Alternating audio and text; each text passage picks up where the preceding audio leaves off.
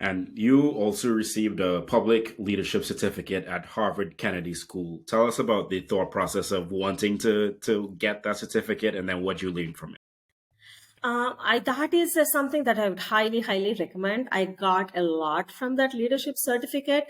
It was a online certification program through the Harvard Kennedy School, and it was very centered around public health. It was centered around international program development, program evaluation. It was something that I've learned. And you get to work with the groups. So it was a really powerful way to kind of grow my skills. It was also a great way to build the community, and it's again this that need in me to continue to learn and grow. I always enjoy getting new skills and getting exposed to these opportunities. There was another immigration gap in my immigration story. So Mhm. the green card or permanent residency process for Indian citizens is 12 years. For Wow. the people, so we applied for it in 2010, yeah, 2010, 2011. So we finally, so there was this 6 months gap where I could not work. So I took that opportunity to finish this certification.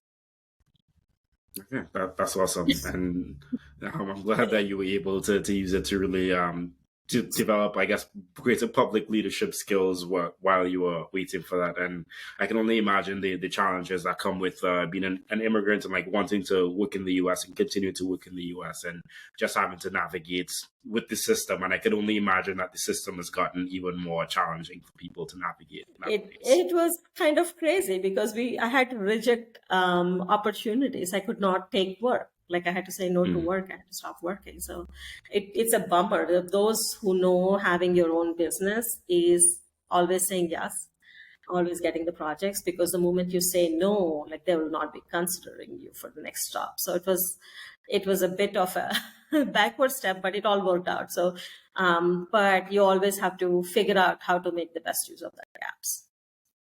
Absolutely.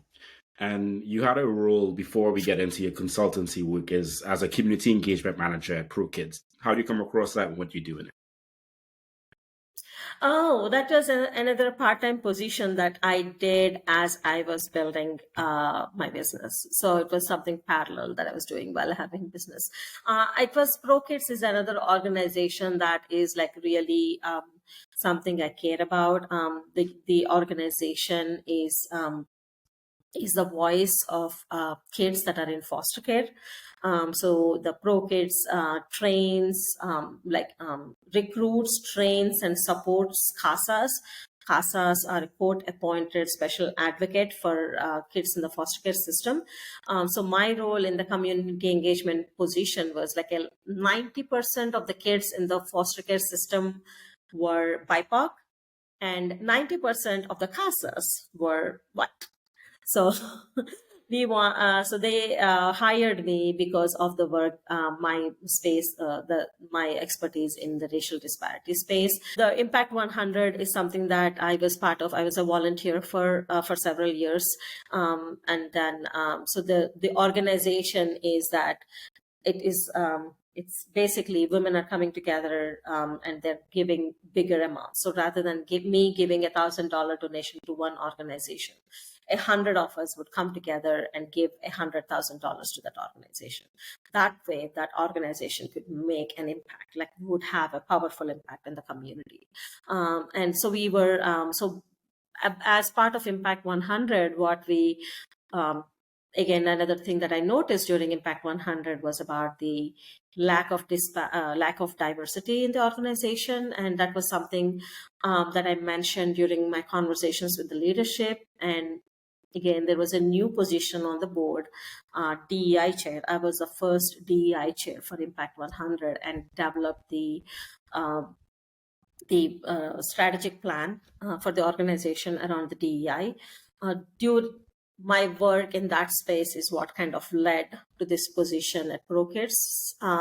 So one of my colleagues at Impact 100 was at ProKids, and then this position happened.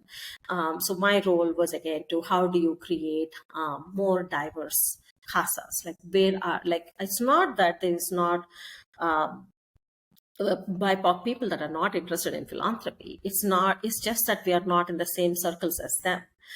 It's just that we are not seen as accessible to them. So what are the barriers? What are the spaces? How do we interact? How do we make these CASAs more accessible?